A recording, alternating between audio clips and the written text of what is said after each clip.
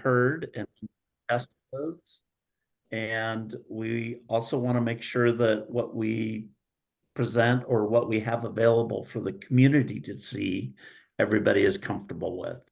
I think the goals for tonight will be getting some comfort with that, a little discussion if we are not comfortable with that. I think for where we are, this might be a deductive exercise if there are ideas that are out there that we don't have some general consensus about. So that's really what we're trying to accomplish tonight. There's a lot of other things that I think people are going to want to talk about and that we should address at some point, but let's see if we can get our tasks done. Staff has a lot to do to get ready for that open house, so we want to make sure that we're real clear on where we're going for that event before we get too far into some of the other discussions. Any questions, or to the group? Any questions about what we're going to do tonight?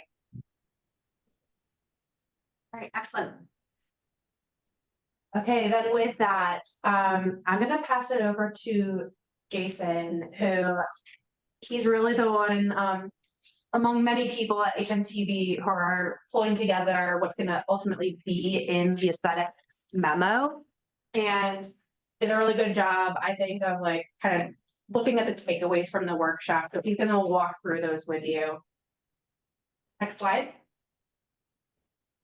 Thanks, Jess. Yeah, you might all remember, those that were there, and for those that weren't there, one of the key moments in the workshop last time was identifying or working as a team to develop an overall aesthetic theme, and then also maybe any other themes that could connect with that.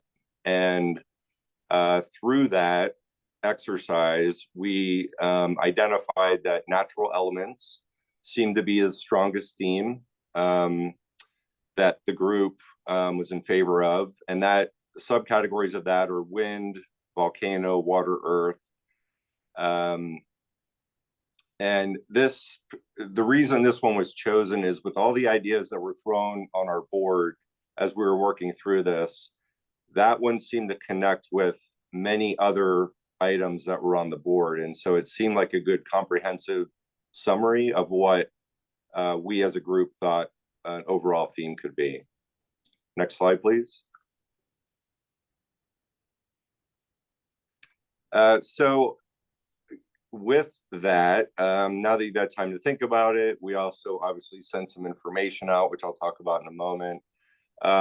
Does anybody have any comments on that? And another question to that is, as we were thinking about it internally, volcanoes seemed like an element that maybe did not resonate as well as the others, and so we were thinking maybe mountains would be a good substitute for that. So we wanted to ask the question to the group if they would be okay with making that change. So any thoughts? Did we tell people how to do that, Jess? Is it through text or? Also, we have this poll that just came up, and for folks that are participating in the room, maybe I can just get like a verbal from you. And so if you're online, you can actually just answer the questions on the poll, and then we'll pull up the results, and then we'll just talk about it. I also, before anybody does that, I wanted to just point out that we also we joked around about it being Earth, Wind, and Fire, like the band. And then we started thinking about like, fire has a lot of, I mean, it is something that we are thinking a lot about in the gorge, but not necessarily in a positive context. And so that's where we also, like volcanoes, fire, maybe mountains is actually what we were trying to go with on that. So I don't know if that's helpful for helpful context. So I'm gonna actually just kind of go around the room. So the questions are, do you feel confident bringing the theme of natural elements to the public?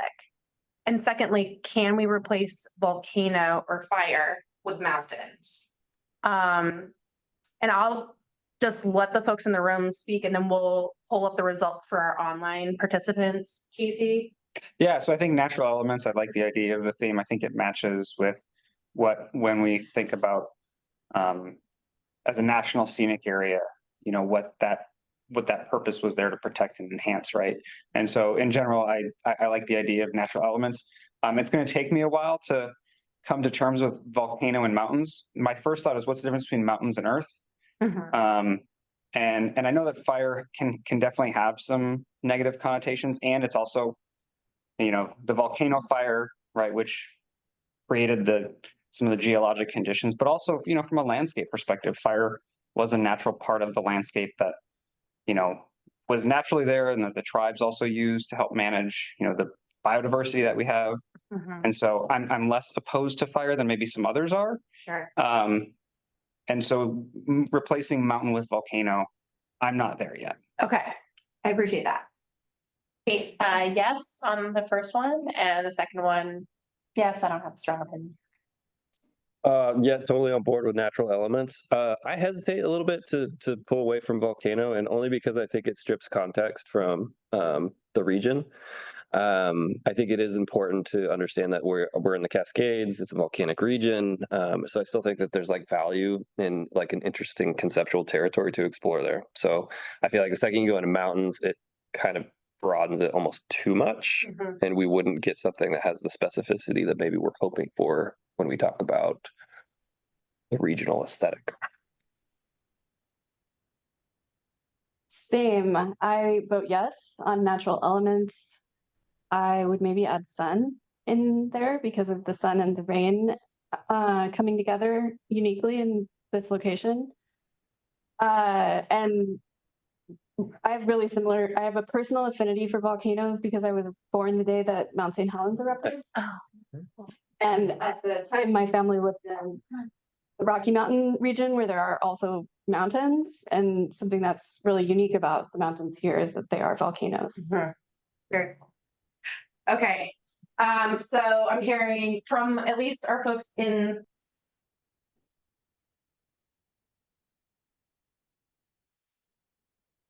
You went to mute, Jess. There you go. Okay, can you hear me now? Yeah. In the room, we are all feeling good, yes, to the first question, and we have mixed feelings, actually leaning towards probably not replacing mountains with volcano here in the bridge office. Stacey, do you mind showing us the results? We haven't had anybody click it yet. Is it showing up for folks? It was showing up on our end, and I just closed it, at least for our screen, since we responded verbally. Are others online seeing a pop-up box come up? Okay, Tara said that she responded online. And This is Holly did- Thomas. I was able to respond. I guess I would add, and I apologize, I haven't been able to participate in the first one of the meetings, but I am engaged in tribal consultation with the Bridge Authority, and or at least I've heard from tribal members about representation of tribal elements as well in the aesthetics of the bridge, since we are in the we have 4 treaty tribes in the area, so just adding that to the conversation. Thank you, Thomas. Jess, Gil yes. has his hand up. Gil, did you want to share something? Oh, I didn't mean to jump ahead. If you're going to go around to speakers, that's fine. I had raised it earlier. I'm actually, you know what, Gil, if you can just hold for just a second, Stacey, are you able to can you share the results? Because I am seeing based on the comments that people did respond to the poll. Okay, I'm gonna close it out then and see if it will pop up because it's not updating for me. Okay. The last chance. 5, While 4. we're waiting on that, Jess, I can speak to one of the questions that came on early here. Please. When Earth was meant to kind of represent the nearby kind of valley and the soil types, and basalt was a big conversation or topic on that. Whereas mountains was more like a lot of reference to Mount Hood and potentially even Mount Adams. So kind of the faraway mountains is what is what we were thinking that would represent. one potential idea is to say volcano / mountain. And that could be a way that it could be integrated. Does that satisfy this group or does it water it down? I'm seeing, I just never- checking body language here. I actually would don't have feel super contrary strongly view either way. on that because we had the eruption of Mount St. Helens. Well, in the next 100,000 years, the mountain that's going to erupt is going to be Mount St. Helens because it is the youngest mountain in the Cascade Range. So it's basically a teenager, and the rest of the mountains are just old guys hanging around, and they're not going One I live on. to. So before we make that choice, I think it would be good to talk to a volcanologist who can explain that a lot better than I can.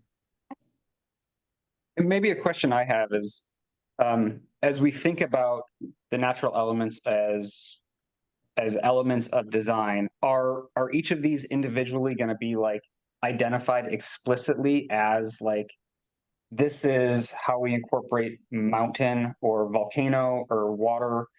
Or are we thinking about them more thematically where we want to incorporate volcano? And so like us talking about mountain versus volcano is maybe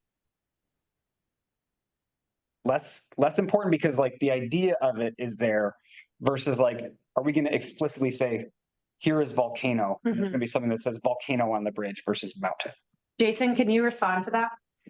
Yeah, sure. The general, just to jump ahead to the deliverable on this, which is the aesthetics guidance memo. The idea is that we're going to have basically a list of information that is going to help the design build team basically do their design. And so what we're trying to do is kind of give them a kickstart with thematic ideas that could be applied to elements on the bridge. Haven't quite gotten there, but at some point we might actually list some potential ideas for them. But the theme would be just something to guide them.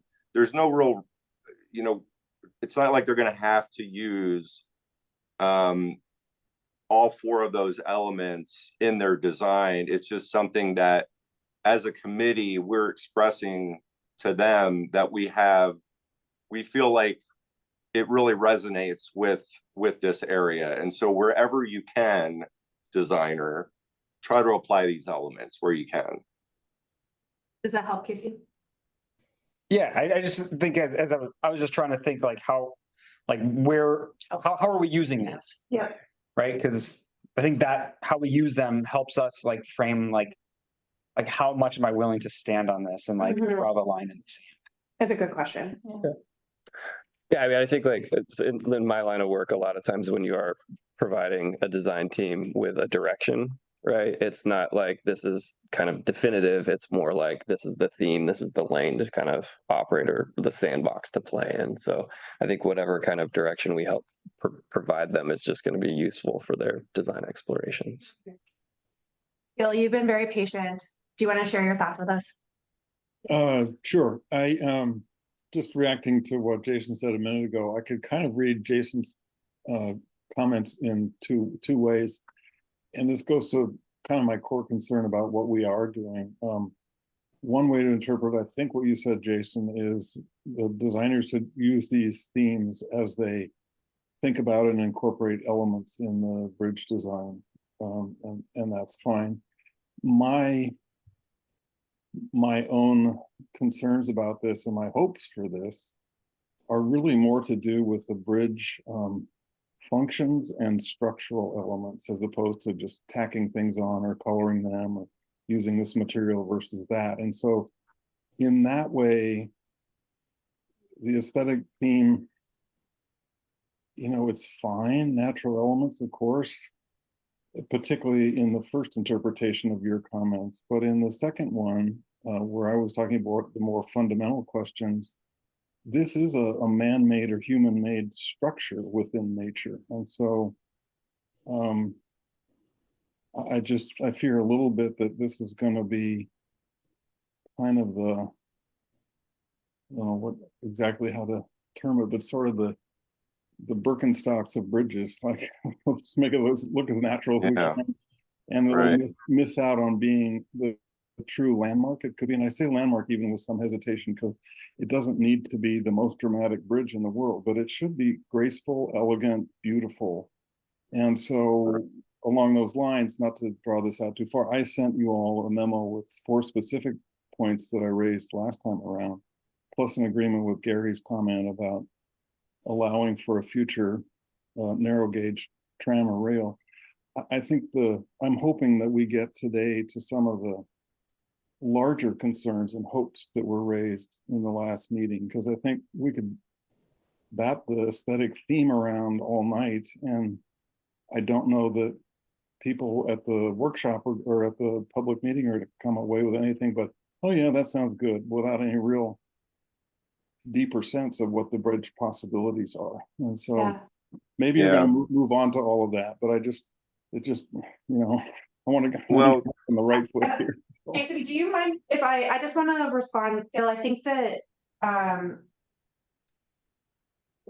was able to talk a little bit about your email in advance with Mike Shannon while he was here in the bridge office, and we really appreciate your thoughtfulness and Gary, your suggestion as well for the tram. And these are really great and big ideas, and they also are things that are a little bit outside of the charter for the committee, for the aesthetics committee, because they are really more engineering based decisions. And so one of the things that we discussed was that the things that are more focused on the bridge type and or might be an engineering decision, those are the types of things that we actually want to bring to our bridge aesthetic, or excuse me, our bridge authority, who meets every other Monday, the second and the fourth Mondays of every month. And they would love to talk through these ideas with you. But we also want to make sure that we're able to kind of protect our time to talk about bridge aesthetics with this group, because we do have very limited time. Well, I'll just pause there and see if like Jason or if Mike Shannon, if there's anything else you want to add, but I don't think that this is like the right space to talk about the alignment of the bridge, because those are things that are really outside of the look and feel of the bridge.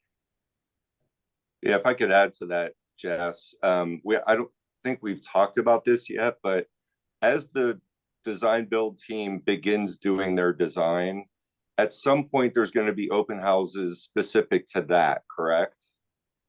Yes. Okay, so the open houses that we're talking about, just so everyone's clear, is specific to the aesthetic committee and the things that we're doing in this committee. But later down the road, there'll be other opportunities for more of the engineering elements that I think a lot of us want to get into, but it's not the real purpose of the committee. Okay, well, I guess I would raise the question that Yeah. even though I can agree that it's not the place for this committee, but unless you raise these things, then you're really not going to get into the dreams and the aesthetic feeling of it. And one of the questions that I would raise that would affect aesthetics is, what do we owe to the heritage of the first residents of the gorge and their descendants who live here? And what comes to mind when I think of that is that they have bared the brunt of not being able to cross, needing to hitchhike their way across. It hasn't added to their lives. And you look at people like David So Happy, who spent 5 years in federal prison for selling a salmon. And I think salmon is probably one of the aesthetic things that we ought to consider. So how do you bring all of this together and talk about it and then leave some place? Because if we create a bridge that just models what we have, only in a nicer way, then 25, 50 years down the road, as things change, it's not going to fulfill any purpose. So we've got to catch a hold of the dream, and that includes aesthetics, but we also have to have a vision of what's possible now and what's possible down the road beyond my lifetime, of course. And I by no means want to shut down the dreaming. I think that asking these big questions is important, and we do want a bridge that we're all proud of in 50 years and can see that it's actually meeting our needs then as much as maybe in 10 years. And so I just want to make sure that, because we have been getting some feedback from committee members that it feels like we're talking about a lot of things in these meetings that is outside of the bridge aesthetics. So as a facilitator for this group, I do want to make sure that we're able to stay focused on bridge aesthetics, but then some of these other ideas like tram and or what the bridge, where the bridge alignment is, or even other engineering considerations, I think that those are really good to bring to our bridge authority. And I'm happy to follow up this meeting with some information on when those meetings are held, so that way you can come and present those big ideas to that bridge authority, because that's the appropriate group to bring them to. And I do want to move us along because we're already almost an hour in, and we or excuse me, 30 minutes in. So let's go to the next slide, Stacy. Hey, Jess, real quick before you leave, there is a Bridge Authority meeting on Monday. Just to let everybody know about that one that's coming up. So the second and fourth Mondays of every month. Awesome. Thank you, Mike.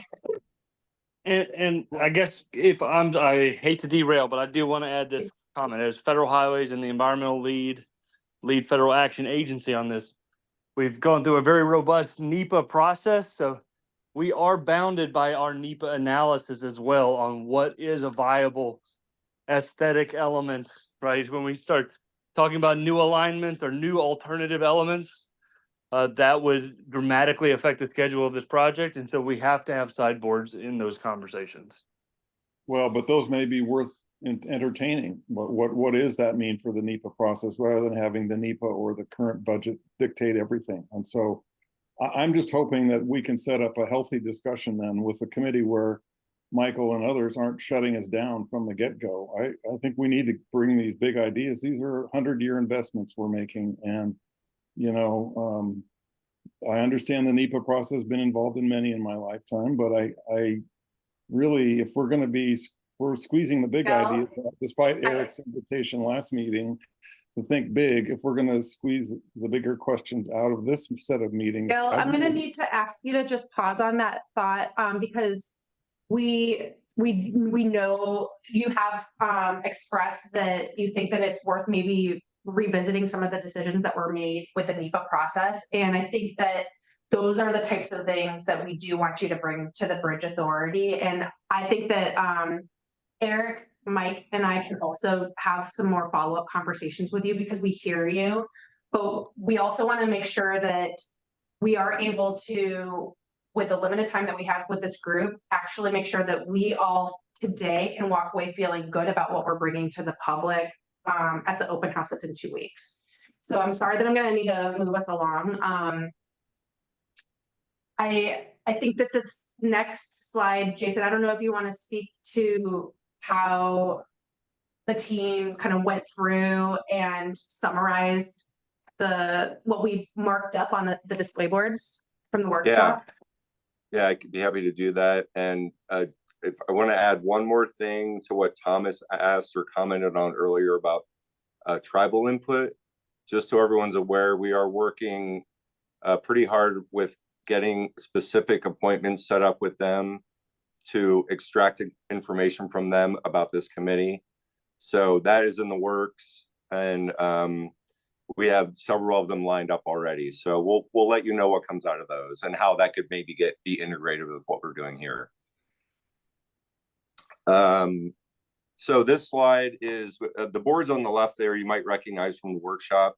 what we did is we took the information that was written on the boards, and then also some of the information that was verbally portrayed in the room. And we tried to capture all of that and basically type it onto the boards so that we could see it in a little more of a formal fashion. We also, you may have seen an email that was sent a couple of days ago that had the notes written from our meeting minutes from that workshop. They're essentially the same thing. They're just, the ones on the boards are placed a little more specific to where those ideas came from. So what we're hoping is that you can look through these. You can stick to just the table that you were at, or you can look at everything comprehensively and let us know, was the information that you I don't think I've seen any of these. portrayed in that workshop, is that information on these boards, or was it in the notes? So that is, we realized we didn't give you a lot of lead time because we sent it 2 days ago. But what we're hoping is you can maybe have some ideas here, Okay. or we can do it after the meeting as well. Oh, okay. So I'm hearing that the attachment or the email might have gone to folks' spam folder. Oh, okay. That's what. Okay. Oh, yeah, look at that. I'm trying to find it. I found And it. it's from me, if that helps. Okay. Yeah. So Jessica Pickle. It was definitely in spam, so check your spam. Okay. So sorry, folks, if it went to your spam. That's good to know. Yeah, thank you for your help. Yeah, thanks, PJ. Sorry, I thought it was just me. Oh. And so we're gonna give you just like, it's obviously not ideal to look at these things on your phone, but if you had an opportunity to like, obviously you didn't, to look at them in advance, just take a few minutes, review it, and then we would love to hear from you just to see if you have any questions, if you have anything that you'd like to add. I know that some of you followed up after the meeting and just said, you know, I feel like I just didn't contribute as much as I wanted to, and I have some additional thoughts. So now is a great time to bring those things up. Also, there may be something on there that you think doesn't make any sense any longer. Maybe you are like, I thought about this and I don't think that this works for our bridge. We want to make sure to know like what doesn't work anymore too.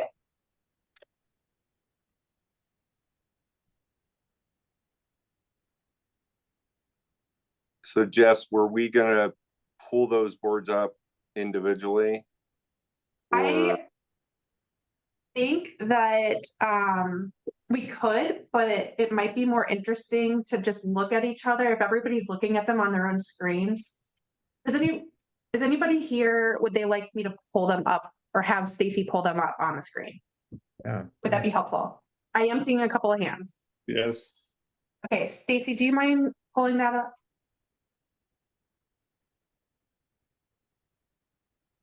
Hey Jess, while she's pulling that up, I sent you a text just so you're all aware, that room, the microphones in that room are super, super sensitive. So if somebody else is talking, it might be good if you all mute. Okay. Thank you, Mike. They're just really sensitive in there and they pick up a lot, so. So don't breathe. Thanks, Mike. I realize, you know, there's a lot of words on here, so this is probably a pretty challenging exercise to read through all this and then get your thoughts out. So feel free, if you want, after this meeting to let us know if you have any comments on this. The good news is that Curtis, after we get through this part of the conversation, Curtis has also started to kind of roll up some of this feedback in other ways, and we're going to review that with you also. So you can either share some thoughts now, or you can also share them a little in just a couple minutes when Curtis goes through his ideas. But I'm going to open it up to the group now. You can either add your questions, additions, things that you don't like to chat, or you can raise your Zoom hand, or if you're in the room with me, feel free to just raise your hand. Does anybody have anything that they would like to share with the group that maybe we didn't get quite right, or that you'd like to add?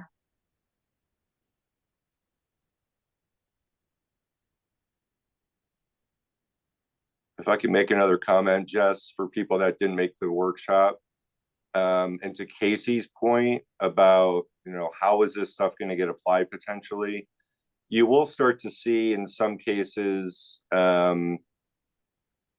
where there's some ideas being thrown out about how things can get applied. Let's see, lower right corner, we're talking about public art, and incorporating ideas there. If we zoom to station 2, you might see a couple of them under path surface. This was one of my favorites. Textured surfaces. Where was that? Oh, the grates from the current bridge used on the ped path for delineation, and so you can see the river below, and that potentially could be tied to the water element. So some of the ideas are starting to shake out, and we think over time there's going to be more of that, but we're still kind of in this theme phase right now. Holly, please jump in. Sorry. So I want to be clear on the grates from the current bridge. That was sort of not like we do this in the entire ped path, because that would kind of freak a lot of people out. That's just sort of a couple of stations here and there. So I think maybe a little clarity on that could be good.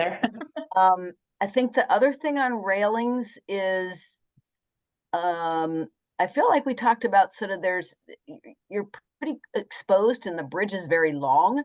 So the railings have to be designed so there's a feeling of, I don't want to say security, but certainly not a feeling of, criminy, I'm going to fall off this thing. Yeah. And I think some of that is kind of taken care of in existing design standards, sort of requirements, but you know, I think it should be noted. Of your setting Friday. That'd be ideal.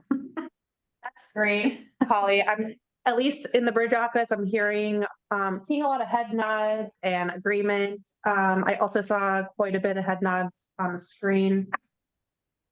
Who else would like to share? I live right on that part of the riverfront. I'll look at the bridge every day, and the wind does get up to 50 knots. So has ever knocked me over when I'm getting my mail. So I highly recommend that it's over your center of gravity, whatever height that is. Thanks. Safety first. Who else? How about online?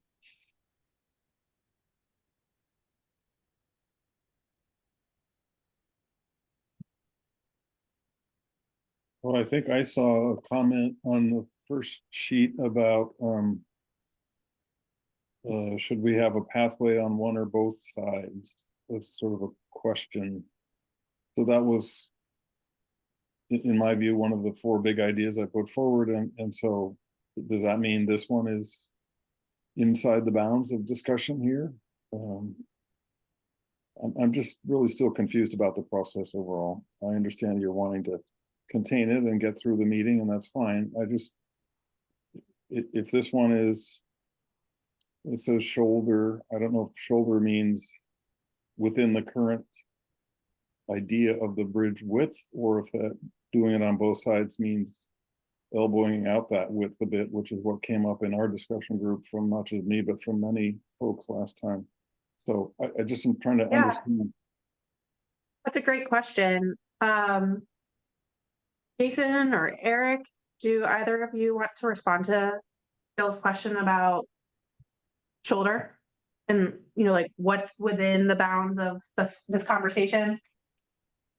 Well, you know, the shoulder and actual lane configuration of the bridge is I know it's it'll be under a whole lot of scrutiny, one for safety, whether we're dividing it up the right way. What the NEPA agreement really lays out, and the it's the preferred alternative two is that we have a set bridge deck width. And how that gets divided up is part of the discussion. A lot of that is going to be driven by safety. There's a lot of concern about people trying to jump over barriers and cross the bridge, or stopping along the way to take photos or something like that. So they're all challenges that we don't really have to deal with on the new bridge, on the existing bridge, because it's so narrow. So when we start increasing the width, what sort of safety challenges are we?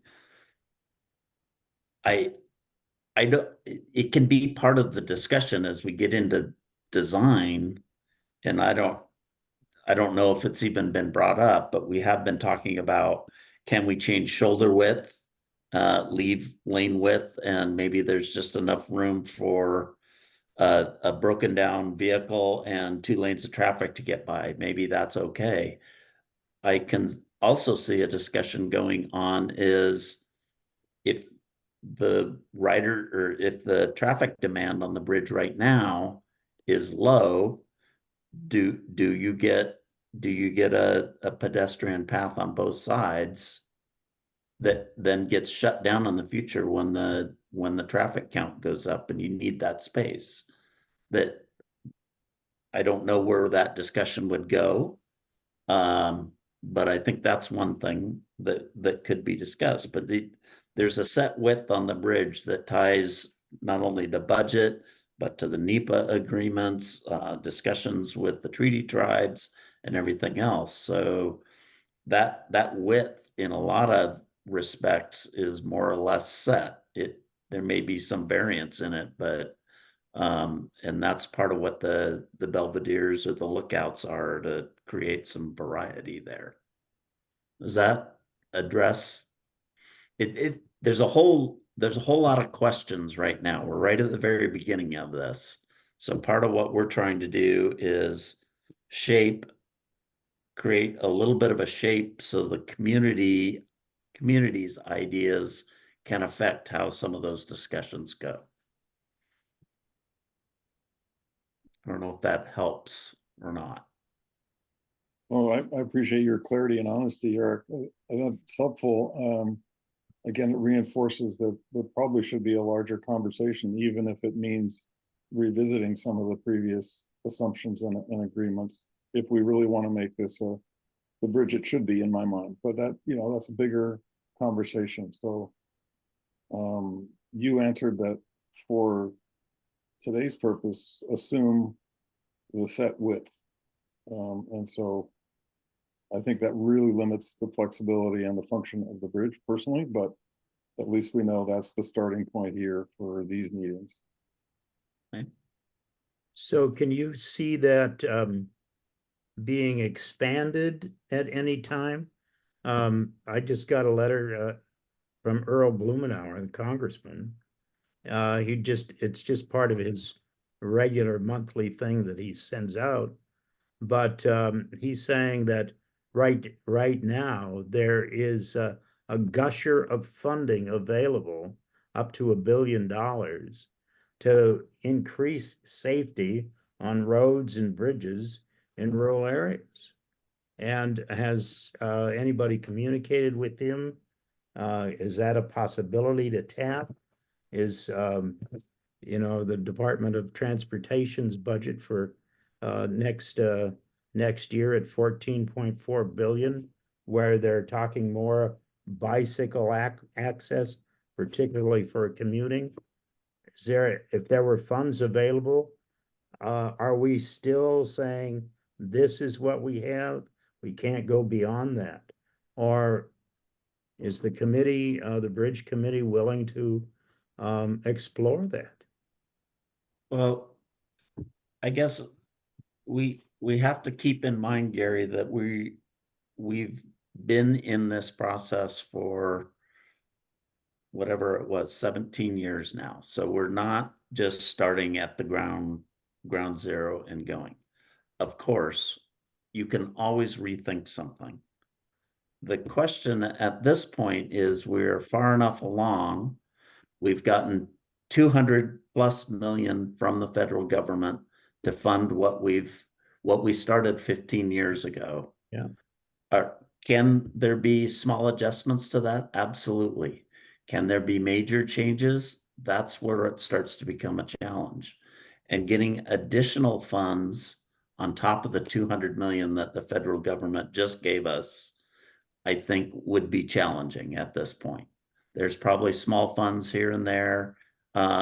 We have gotten grants to help plan how this pedestrian and bike path connects to both the city of Hood River and the city of Bingen and White Salmon.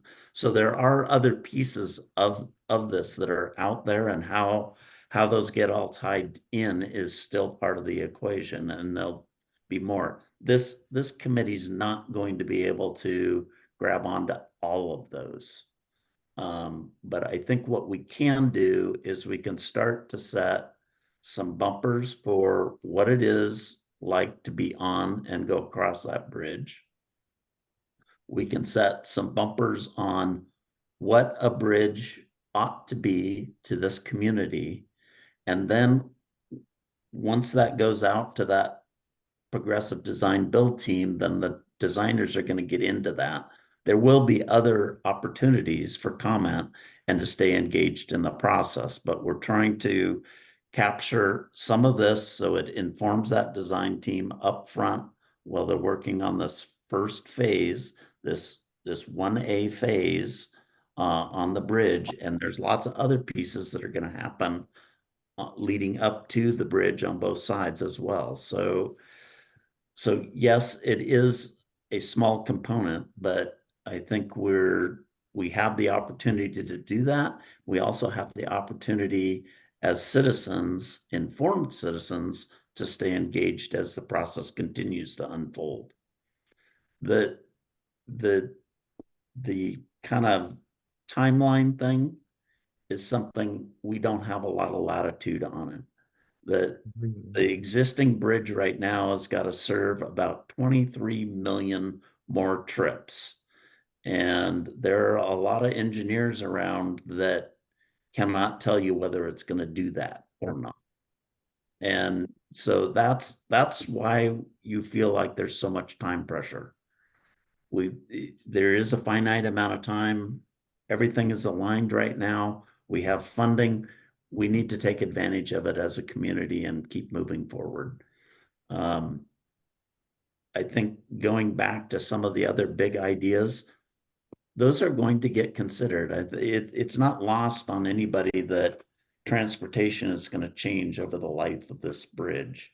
And if we were to design it so it can't support some sort of light rail or narrow rail in the future, I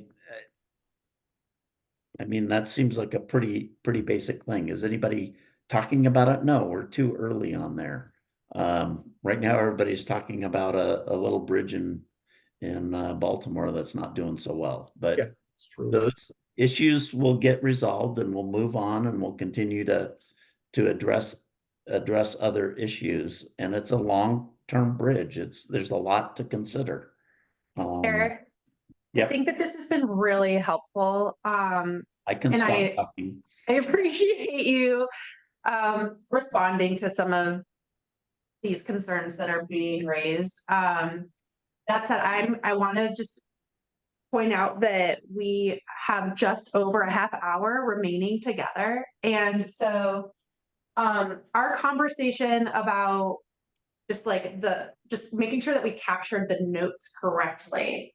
So we sent out the marked up display boards or the idea boards, and we also sent out a draft meeting summary. And we actually encourage you to please send us an email. And at the end of the meeting, we'll put up Stacy's and Jason's email addresses. But we encourage you to send us an email and let us know if we didn't get something quite right. Like Holly pointed out, we don't want old bridge grates the entire pathway because of, you know, other safety concerns. So there's a lot of like extra nuance and context that you might be able to provide that we might not have missed or might have missed in our summary. Please send us a note and let us know by next Wednesday, which is the 10th. And we'll follow up this meeting with your homework. With that, I do want us to move along because we have some other things that we would like to run by you. So if you could pull back up the PowerPoint, Stacy.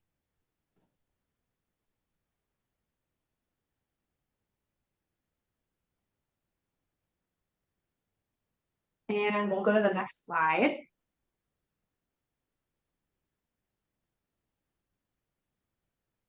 Perfect.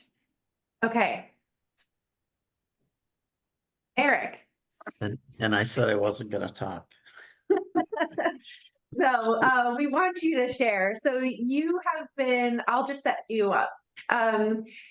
Walking away from the workshop, I've heard you share a few times like, oh, these things keep like coming up for me as potentially some other themes that might inform the bridge aesthetics memo.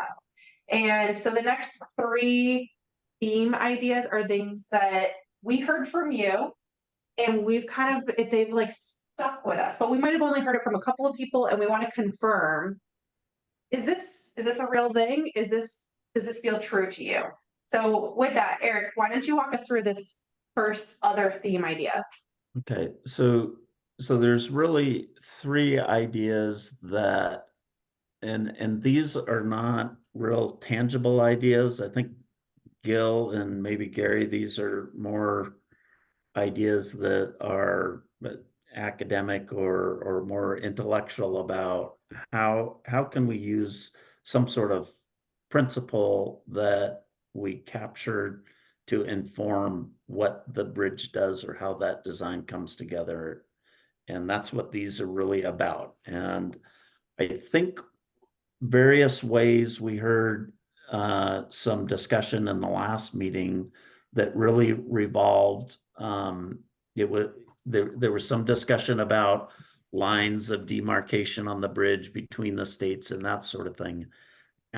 As that discussion evolved, and I heard little bits and parts from other people, so we're trying to really confirm this, but there seemed to be an emergence of the idea that the communities of the gorge are really one community, and we're not trying to provide a dividing line that between them, where the bridge is really wanting to be more of a link between different parts of one community. And I think that it's a little bit of an academic idea, but the idea that the bridge is something that ties all of the communities together, I think is what starts to resonate. And that may be a principle that we can refer back to. Jess, I'd like to go through each of these and then maybe we can come back and have a little discussion on them. That sounds great. Is that all right? Yep. Next Okay, theme. so next one. The next idea, and I think we did talk about this a little bit directly, that when you start to get on the bridge, the idea that we have a path that people can walk on, view the river from, pedestrians can use, bikes can use, is to what if we think of that space as more of a new public space that serves this one community of the gorge. So I'll kind of let that there. I think we heard it and we talked about it a little bit. And then the last idea was there were several discussions that really talked about materials. And I think they even extrapolated a little bit into design of the bridge ought to reflect honestly what its materials are and what the design is and how that design does what it needs to do and doesn't do a lot more. And I think those 3 together seem like, at least in my mind, as I started kind of reflecting on it, it seemed that they start to reflect some core values of the communities. And if we use those as themes to, as I guess, call them a check as design themes or theories or ideas are being tested, that you go back to those basic principles, and does this design idea support those principles of the community? So what I'm asking is, am I manufacturing this, or does that start to resonate with this group? I think we heard the conversations in a number of different ways, but I'd like some feedback on that. Okay, so what I'm gonna do is I'm gonna have us go back to the first theme idea. And then Stacy's got a handy dandy poll. So those online, what do you think about this idea? Does this resonate? And then in the room, why don't you do a thumbs up or a thumbs down? Okay, Double thumbs up. double thumbs up. I'm seeing lots of double thumbs up and one thumbs up in the room. Let's see what our folks online think. And I forgot that I need to do something here. I'll just do this for the group. And then, Stacy, can you show us the results? Because we're not seeing them. Yeah, technology. So most of us are saying yes. I'm curious, for those that said no, why did you say no? Feel free to just unmute yourself and share. 9 yeses, 1 no. Does the person who said no want to share why? You don't have to. Yeah, it's okay, but it is helpful to know.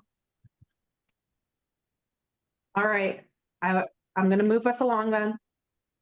I'm gonna take that as let's bring it to the public and see if they agree. Other theme idea number 2, and this is also an opportunity for a new public space. Do you agree with that idea? And please answer the poll. Do you want to do thumbs up? Not sure. Sure. Okay, lots of thumbs up in this room, so I'm gonna do a yes for this group. Open it up.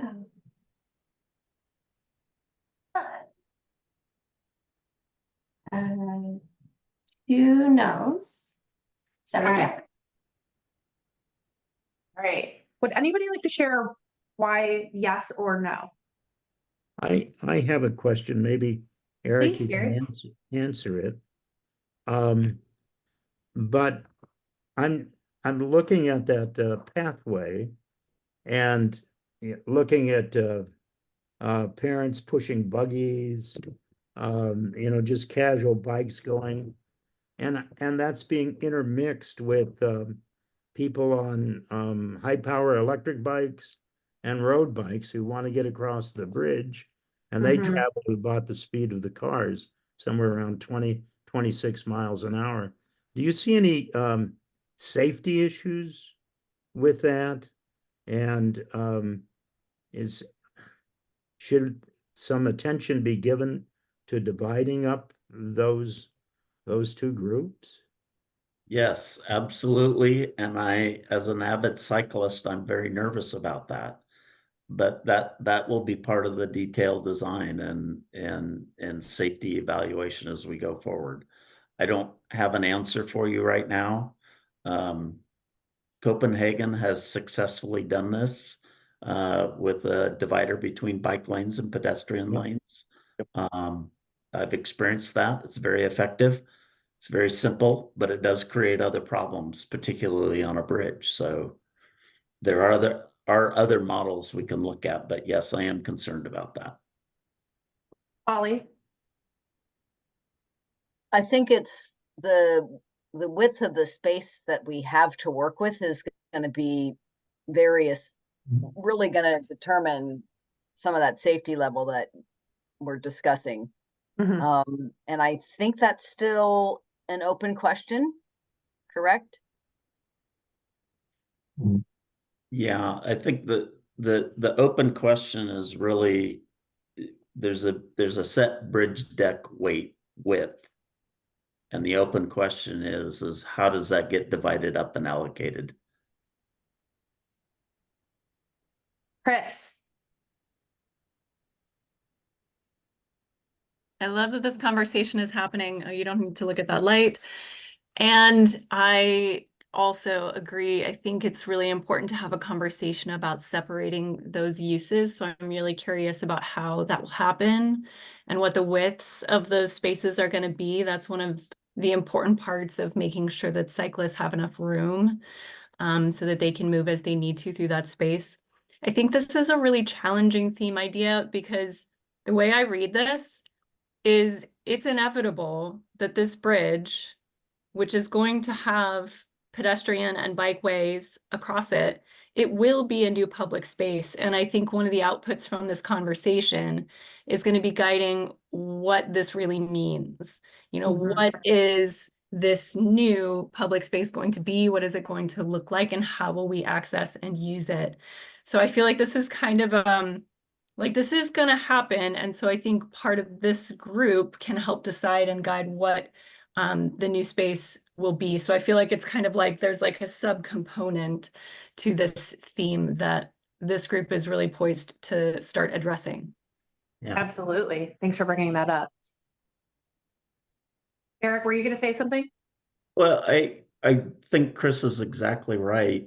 I think what I see this as a statement like this, if it comes from this group, what it starts to affect is as the designers look at it, that in my mind, it really means that access on and off the bridge can't be an afterthought. It's got to be, it's got to be an integral piece, not only getting on the bridge itself, but linking to that, which is probably goes to another group. So it's these principles like this that I think give the design team some informative ideas of what it needs to do for the community. And we're hearing some agreement in the room as well from our members here. Okay, let's go to the next theme. Honesty of materials and design. Let's pull up the poll. So again, do we feel like we have a preference for honoring materials in their natural finish? I think somebody said like, let's not make concrete look like basalt was maybe one of the comments from the workshop. It might have been me, but yeah. I can clarify that. I think it's a matter of trying to make concrete look like brick, right? Because concrete is not brick. And like in some design fields, like it's called skeuomorphic design, where it's like if you're looking at a digital interface and it looks like metal, it's not metal. You know what I mean? So it's kind of that thing. Yeah. It's just like trying to find a way where like I'm not personally opposed to any type of stamped concrete, but doing it in a way that is reflective of the principles and the guidelines that we've put together in the memorandum. Awesome. So yeah, no, I appreciate that. Thank you. So those online, share your thoughts. Should we bring this forward to the public for more feedback? Yes or no? In the room? Thumbs up, thumbs down, not sure. I think yes. Thumbs up. With the hesitant, maybe, are you not sure? I will save my comment for the end. Okay, that sounds good. I'll come back to you. I'm like this. Okay. Because I just think that there probably needs to be a little bit more context around the thinking here, because it really can kind of go in many different directions. And so just trying to kind of like pinpoint it a little bit more, I think would be helpful for the design team and for just whatever we want to do as a community. Okay. Same. I was 2 thumbs up. Everything else, this one I'm only 1 thumb because of the potential nuance. Yeah. And I'm curious what involvement with the tribes might bring up. There could be ways that materials should evoke other materials, but I generally don't prefer anything that's trying to be faux. Got it. Yes. Yes. Yeah, I think when I really appreciate the clarification of kind of as the person maybe who brought this idea forward, kind of helping me understand it more. Because when I first read it, so I'm messaging Chris Stillman, who's my landscape architect and helps me understand what you guys are talking about. I was like, what does this mean? Right. Like, and she was trying to like explain it to me, and God bless her for trying. And I appreciate it. And I think that at this point, I think it's going to be so dependent on like a bunch of other factors that I agree with the point of like, we don't want to try and like totally create faux elements that are not it. And I wonder for the public meeting, is this going to help us move forward? Is this going to help us answer some of the problems that we're facing?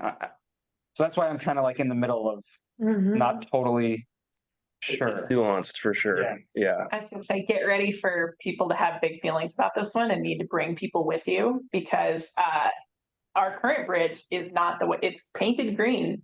People love that green paint, and that is definitely a very faux element to a very old bridge. So I think we're just gonna have to make sure that we like bring people with us in an accessible way. Like, I think it's, yeah. I think any type of visual tools are going to be really helpful for people to kind of land the concept and to understand it. One of the other things that came up when we were talking about this was there's a way to color concrete, and just over time it starts to fade and it never really kind of keeps the original color, and like then it becomes a maintenance issue and stuff. Whereas if like you're just using the concrete and it's this amazing material that has a plasticity to it that can take on other forms, you can do really incredible things with it. So like, what are the opportunities there to kind of weave in these cultural or regional storytelling kind of pieces into it? Okay, I want to make sure to give our folks online some love. I also saw that Stacy posted the results, and this one's a little bit more mixed. It was like 75 yes, 25% no in the room. I think all of you heard maybe yes, with some like getting more specific in what we mean by that. And also some agreements in just like, we're not in love with faux. So maybe like showing exactly what we mean. Okay, we've got some hands. So I apologize because I'm looking at people in the room and online. So I'm gonna go with Tara because we haven't heard from Tara yet, and then we'll go to Gil and then Holly. Thank you. Sorry, I'm in the sunlight right now and can't reach the blinds, but it's a good problem to have. Yeah, I'm jealous. I think I agree with letting the materials speak for themselves. However, on the state trail and in, on the Oregon part of the gorge where we do our work, a lot of times the modifications to concrete are to make sure that they kind of blend into the natural surroundings so that they're not smooth, they're not as regular, and they, you're not looking at a straight wall, you're looking at something that undulates a little bit in color or form, etc. And that feels a little more natural than just like this straight blank concrete wall. Also, I would think a little bit about vandalism, graffiti. Unfortunately, we have folks that do that. And so that having some texture, having some other elements that aren't just a blank concrete wall or whatever we're talking about can help kind of soften the impact when that happens, because it will happen. Really good points. Thank you, Tara. Gil. Yeah, thanks. I just wanted to register an emphatic yes to all three of these and appreciate Eric for putting them out there. I think they all make sense to me, and I think they're good to put them in the public view. And I would try to reassure Tara that I think you're right about concrete. If it's a blank, smooth wall of concrete, it's not very attractive and very susceptible to tagging. But I think texture and patterning of concrete is still authentic and can be done and could be very successful.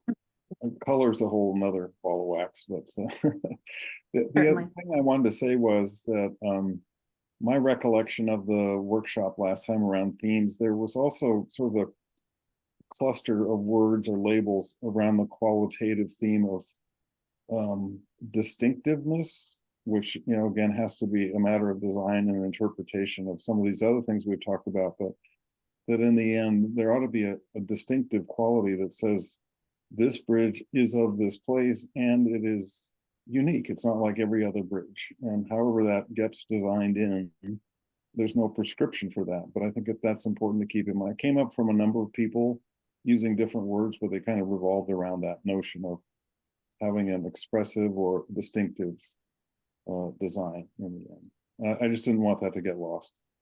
Thank you for bringing that back up, Go. And Holly.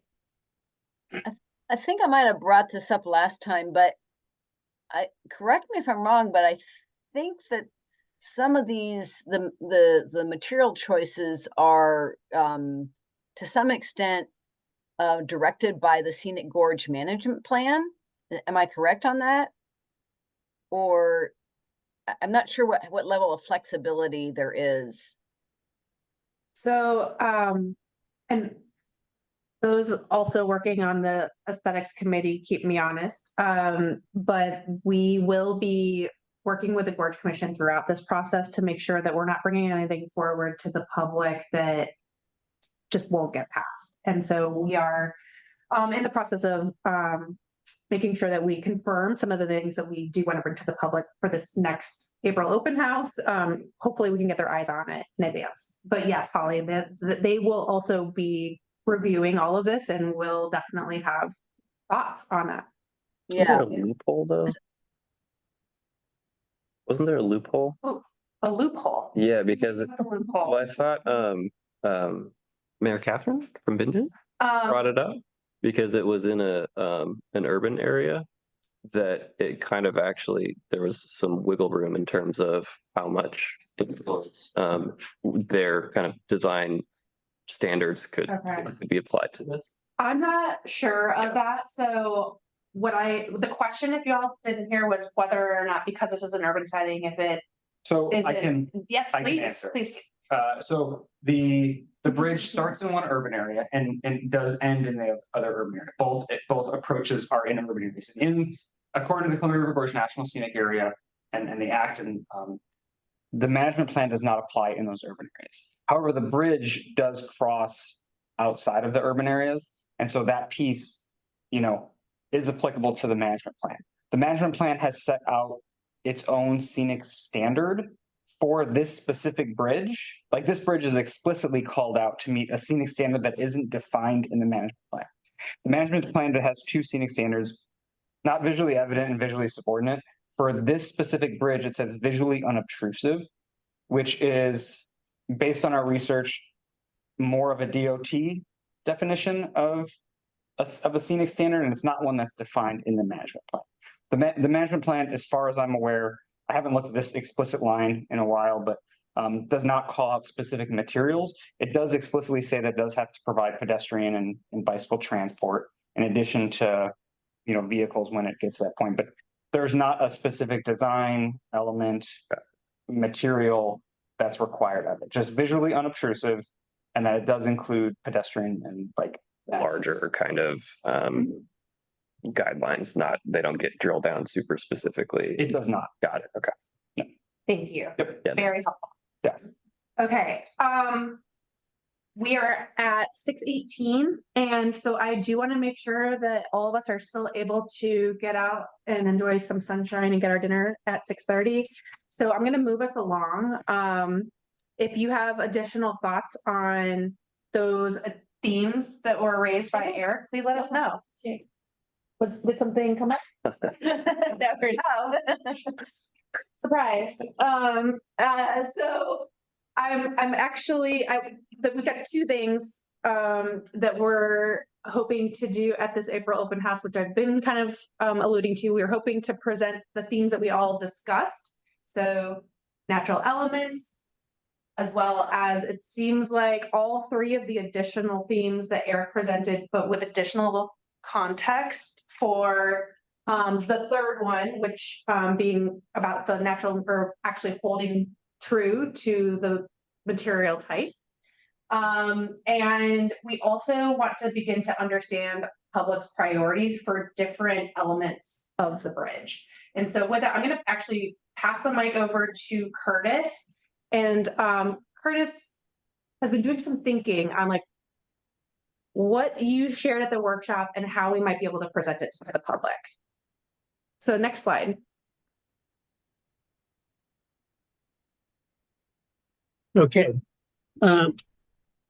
Just to recap, we were at the 30,000-foot level with our overall themes, volcano, wind, water, that. Then we came down to the 20,000-foot level. That's with Eric's, the overall theme ideas that were a little more specific. One community, bridge is kind of a linear public space, honesty of materials. That starts to define things a little more. I think where we need to get to as far as giving design guidance to the design builder is down to the 10,000-foot level, but not lower than that. Because lower than that would be venturing into design. That's not really our job. However, as I think about this, we heard a lot of good, fun, very specific ideas like kissing fish in the middle of the bridge.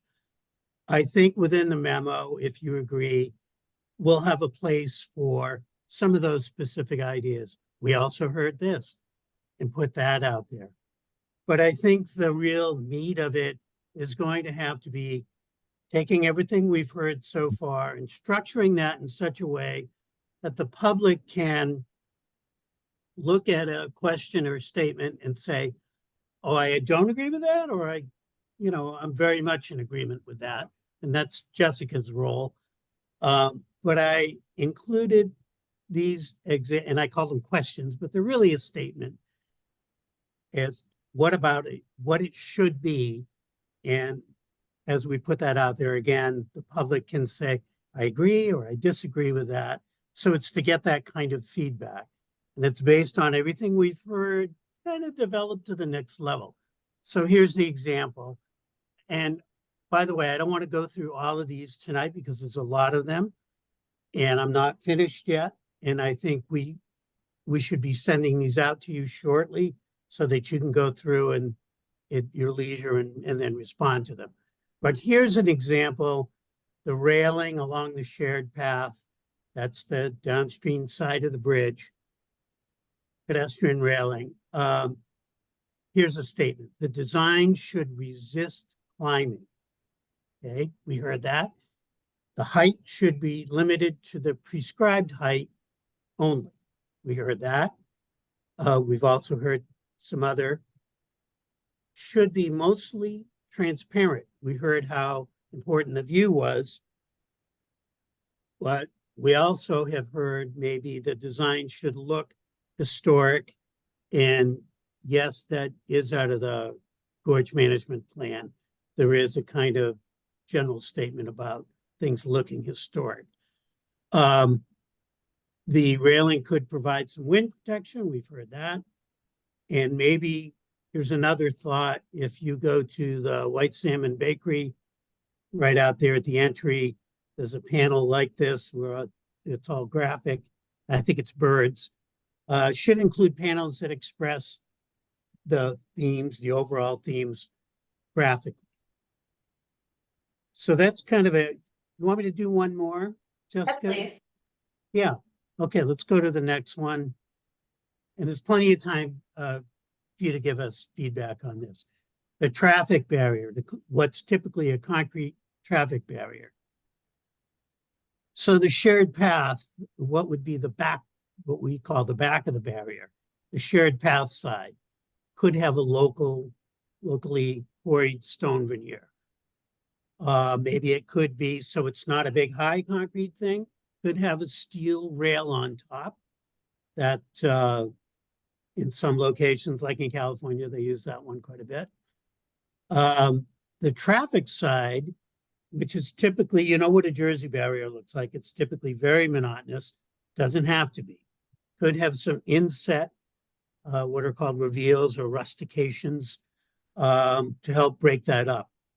Or even someone suggested graphic images like fish or something that aligned with the themes. And even at the overlook places, to reduce ambient traffic noise could include some transparent panels for that. So that's kind of taking a lot of what we've heard and then going to the little more tangible level so that people have something to grasp onto that they can respond to. You want to do another one? I think we have time for another one, and then just one more, Curtis, and I'll just Okay. remind the group that, so Curtis has kind of been thinking through what these takeaways could look like, and we want to ideally put these out to the public, and we're not going to have time today to confirm whether or not this is exactly right. And so we're going to build this into your homework. So we should be able to follow up from this meeting with all of the things on these slides and this presentation so we can get your thoughts before we start developing the public open house materials. So let's do one more and then we'll go to next steps. Okay. And I've been thinking about, normally I'm on the design side of transportation infrastructure. So I've been thinking, what would I want the aesthetics committee to tell me? So example, bridge lighting, we heard minimal light levels, of course, dark sky compliant. We heard roadway lighting should not be on tall poles if that's possible. For the shared pathway, the lighting should be maybe even mounted on the barrier or railing, as opposed to, again, 12 or 14 foot high poles. We heard that decorative accent lighting for the bridge, provided it didn't shine down onto the water, could uplight the piers and maybe part of the substructure of the bridge. And we've also heard no light should spill onto the river. Again, statements that we could get a response to from the public, agree or disagree. Thank you, Curtis. Yeah. We're also getting a couple of comments that are really wise. So Lauren added bridge rails have to meet certain design criteria, having been tested, changing the inside face. It would need to be determined if they still meet the requirements. And kind of related, rail design also must adhere to crash testing requirements, which will affect aesthetic treatment that can be applied. And I didn't want to get into all those things because they're all prescribed in the engineering and they'll be taken care of. Somebody brought up truck turning radii at the roundabout. All that's going to get taken care of. It has to, just like accessibility and all those things. So I didn't want to kind of clutter. I just wanted to try to keep this on aesthetics and not, engineering design criteria kind of things. Thank you. Okay. With 2 minutes to go, Stacy, I'm hoping that you can actually advance the slides to our next step slides. And all of you are getting a preview of all those questions. Okay, Eric, do you want to share with us what our next steps are? Sure. Thank you. So again, I think everybody's feeling like this is a little bit rushed. My unscripted explanation in the middle of our meeting, I hope, made some of that a little more clear. What's right in front of us is our public open house on the 17th. That is at Hinckley Middle School. It is an open house 5 to 7, Jess, is that correct? Yes, that's right. And so people will be coming and going as we do that. We'll have staff there, Jess, myself, and the others. We are hoping that as many of the committee that are able to come and talk to the public. The idea there is, one, to share with them what we're talking about and get any input that we ought to add to that conversation at that time from them. That's really our goal there, and to socialize what we're talking about, and understand what the community is thinking about what we're talking about. So having all of you there as ambassadors for that is greatly desired. Jess, what do we want to do to talk about, I think we're working on this kind of draft memo in May. I don't think we'll have all of the answers there, but hopefully we'll have a good start on that. And then these later meetings in May and June to really kind of nail down what that is and get some consensus among us on what is or is not in there, if we've left anything out, if there's, how we structure this is really up to us. I think some of those big ideas or principles that can guide are helpful to that design team, and then capturing the other ideas that were discussed. And I think somehow we're going to have to give them some sense of priorities on those. So that's where we're headed. Can I jump in just for a second, Eric? Yep. So a couple of other things that you may want to know is that there will be a Spanish language workshop where we've brought in Next Door for, and we have scheduled that for May 17th, Friday night, and we're so lucky to have them on as a partner. We also will have an online open house that will launch on April 17th as well. So anybody who can't join us in person, they can also just go to riverbridge.org and find the online open house. And all of that we can share in our follow-up email to you, because we would love to get, again, as Eric said, we want you there so that way you can also hear what the public is saying. But we're taking this information that we presented tonight, we're going to get a little bit more follow-up by email from you, but we also encourage you to participate because this is a progression of the conversation. So it might look a little bit different between tonight and the open house. And so we do owe you a follow-up email with the slides from tonight, Curtis's questions, and Mayor Hewitt asked by email is email a good way to keep the conversation going outside of meetings? And absolutely, please do make sure that you can either email Jason or Stacy directly, or if you want to email the group, we are taking those comments and those emails and we're saving them and we are thinking of them. Like Bill's email earlier today. I think that's it. We are technically 2 minutes over. I really appreciate all of you making space for this conversation, and time flies when you're having fun. Another hour and a half went by very quickly. So thank you. Enjoy your evenings. Thank you. Thank you. Thank you. For sure. So.